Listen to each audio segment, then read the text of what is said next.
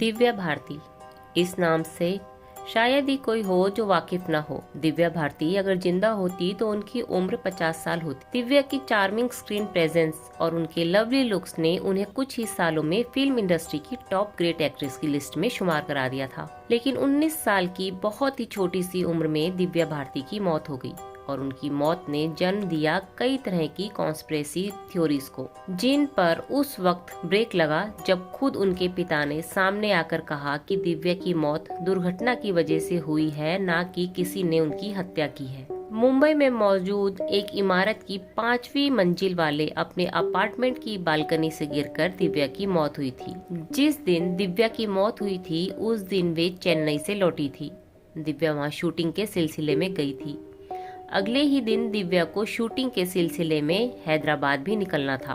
फिर उसी दिन दिव्या को एक प्रॉपर्टी डीलर का कॉल आया। दरअसल दिव्या अपने माता पिता को एक घर देना चाहती थी। उस प्रॉपर्टी डीलर ने दिव्या को एक घर दिखाने के लिए कहा। दिव्या ने अपने प्रोड्यूसर को कॉल किया और कहा क्योंकि उन्हें अपने पेरेंट्स को एक घर देना है तो वो कल हैदराबाद नहीं निकल पाएंगी, बल्कि उसके अगले दिन जाएंगी। अगले दिन दिव्या अपने माता पिता को लेकर उस घर में गई जो उन्होंने हाल ही में देखा था। तभी दिव्या की डिजाइनर नीता लुल्ला का फोन आया। उन्होंने दिव्या से कहा कि मैं तुम्हारे घर पर ही हूँ, तुम आ जाओ। आज तुम्हारी आंदोलन वाली ड्रेस भी फाइनल कर देंगे। नीता लुल्ला अपने पति श्याम के साथ दिव्या के घर आई थी। नीता लुल्ला के आने की खबर मिलते ही दिव्या माता पिता से विदा लेकर अपने घर के लिए निकल पड़ी। दिव्या जल्द ही आंदोलन फिल्म की शूटिंग करने वाली थी और इसी फिल्म के सिलसिले में ही नीता लुल्ला उनसे मिलने आई थी। दिव्या के घर लौटते ही नीता लुल्ला और उसके पति श्याम ने ड्रिंक ली थी। दिव्या ने भी ड्रिंक ली थी। दिव्या की नौकरानी अमृता, जो दिव्या को बचपन से जानती थी और पिछले कई सालों से उनके साथ ही थी, वो मेहमानों के लिए स्नैक्स फ्राई कर रही थी। दिव्या ने टीवी ऑन किया था और अपने मेहमानों संग थोड़ी देर टीवी भी देखा था। इसी बीच दिव्या उठकर अपनी बालकनी की लैज पर जाकर बैठ गई। लेकिन जैसे ही दिव्या ने अपना मुंह घुमाया, उनका बैलेंस बिगड़ गया और वो नीचे जमीन पर जा गई।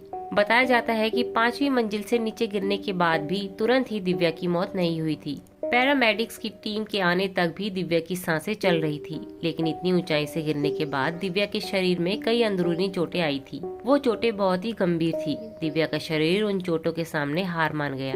दिव्या की मौत के तुरंत बाद लोगों ने तरह तरह की बातें करनी शुरू कर दी। किसी ने कहा कि दिव्या भारती को अपने पति साजिद नडियालवाला और नीता लुल्ला के बीच अफेयर होने पर शक था, इसलिए इन्होंने मिलकर दिव्या को बालकनी से फेंक दिया। किसी ने कहा दिव्या को अंडरवर्ल्ड और ड्रग लॉर्ड ने मारा। किसी ने कहा कि दिव्या किसी बात से बेहद परेशान थी, इसलिए उन्होंने खुद ही अपनी जिंदगी खत्म कर ली। इस तरह की खबरों को उस वक्त और भी ज्यादा हवा लग गई जब दिव्या की मौत के महज 1 महीने बाद ही उनकी नौकरानी अमृता की भी हार्ट अटैक के चलते मौत हो गई। मगर जब दिव्या के पिता ने खुद मीडिया के सामने आकर कहा कि ना तो दिव्या का मर्डर हुआ है और ना ही दिव्या ने आत्महत्या की है, दिव्या की मौत एक दुर्घटना के चलते हुई है। दिव्या की बिल्डिंग में केवल उनकी बालकनी को छोड़कर हर किसी की बालकनी में लोहे की मजबूत ग्रिल लगी हुई थी। दिव्या की बालकनी के ठीक नीचे हमेशा एक कार खड़ी रहती थी, लेकिन इत्तेफाक से उस दिन कोई कार भी वहाँ नहीं खड़ी थी। आप इस बारे में अपनी राय जरूर दें। आपको क्या लगता है? क्या दिव्या भारती की हत्या हुई थी या उन्होंने आत्महत्या की थी या फिर ये एक महज दुर्घटना थी? कमेंट बॉक्स में मुझे आपके जवाब का इंतजार रहेगा।